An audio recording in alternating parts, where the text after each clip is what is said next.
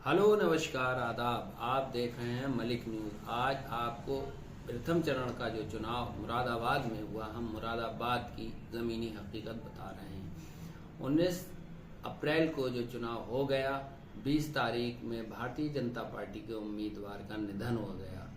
और इससे पहले 2019 के लोकसभा चुनाव में भी सर्वेश सिंह चुनाव लड़े थे और वो चुनाव हार गए थे, जिसे एच.टी. हसन समाजवादी पार्टी के प्रत्याशी ने चुनाव हराया था। लेकिन इस बार समाजवादी पार्टी ने यहाँ से रुचि बीरा को अपना प्रत्याशी बनाया और सर्वेश सिंह भारतीय जनता पार्टी के उम्मीदवार थे। तो यहाँ पर आमने सामने का मुकाबला हुआ और मुकाबला काफ़ी दिलचस्प रहा। यहाँ पर भारतीय जनता पार्टी और समाजवादी पार्टी के बीच ये मुकाबला हुआ। इस मुकाबले में मुख्य रूप से रुचि बीरा काफ़ी ज़मीन पर जाकर उन्होंने ये अच्छी तरीके से चुनाव लड़ा और उसमें उन्हें सफलता भी मिली।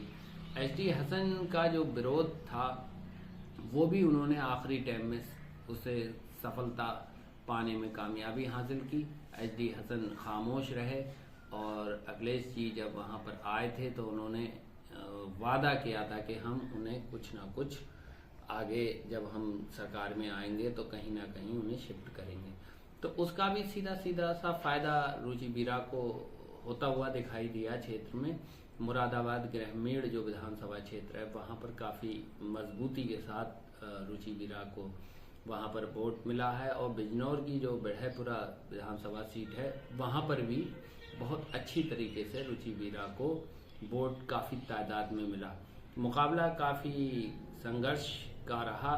अगर प्रथम चरण के जो 8 लोकसभा चुनाव जो उत्तर प्रदेश में हुए, पश्चिमी उत्तर प्रदेश में, उसमें मुरादाबाद सीट भी थी और मुरादाबाद सीट पर जो इस बार रुचि बीरा चुनाव लड़ी वो काफ़ी मजबूत दिखाई दी। और भारतीय जनता पार्टी के जो प्रत्याशी थे उनका निधन हो गया है और निधन होने के बाद अगर इस सीट पर भारतीय जनता पार्टी किसी कारणवश चुनाव अगर जीत जाती है तो यहाँ पर उपचुनाव होने की संभावना बनी रहेगी। लेकिन हालात और क्षेत्र में जो सर्वे किए गए हैं उससे अंदाज ये लग रहा है ज़्यादा बड़ा हार जीत का फैसला यहाँ नहीं होना है। यहाँ पर समाजवादी पार्टी 20 दिखाई दी है तो उम्मीद जो लगाई जा रही है वो रुचि बीरा यहाँ से चुनाव जीत जाएंगे और समाजवादी पार्टी ये सीट जीत सकती है। और कुल मिलाकर जो 8 लोकसभा पर चुनाव हुआ है पश्चिमी उत्तर प्रदेश के 19 अप्रैल को, तो उसमें से समाजवादी पार्टी कम से कम 5 सीटें तो जीतने की स्थिति में लग रहा है और 3 सीटों पर मुकाबला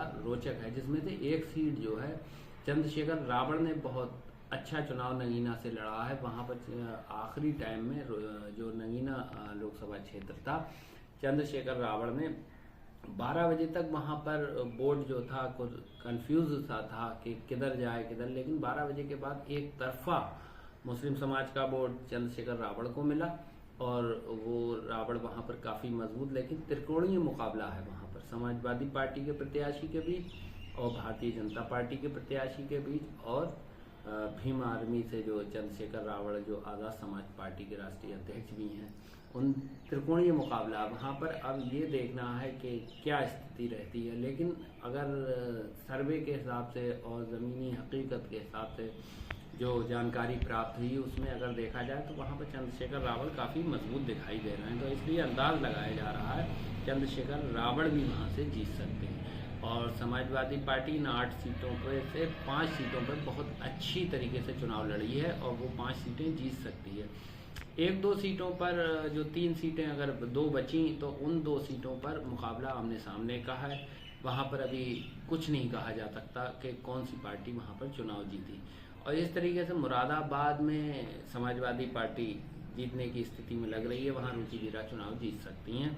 और कम टाइम में रुचि बीरा ने बहुत अच्छा चुनाव लड़ा मुरादाबाद से और वो जीत सकती हैं।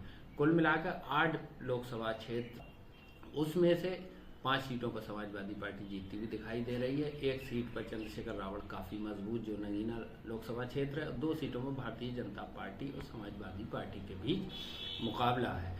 अब अगला जो दूसरा फेज का चुनाव है जो 26 तारीख में होना है, दूसरे चरण का चुनाव, उसमें भी 8 सीटों पर चुनाव है उसमें भी आमने सामने भारतीय जनता पार्टी और समाजवादी पार्टी के बीच ही चुनाव देखने को मिलेगा। तो उसकी जानकारी आपको हम अगली वीडियो में देंगे। जय हिंद, जय समाजवाद।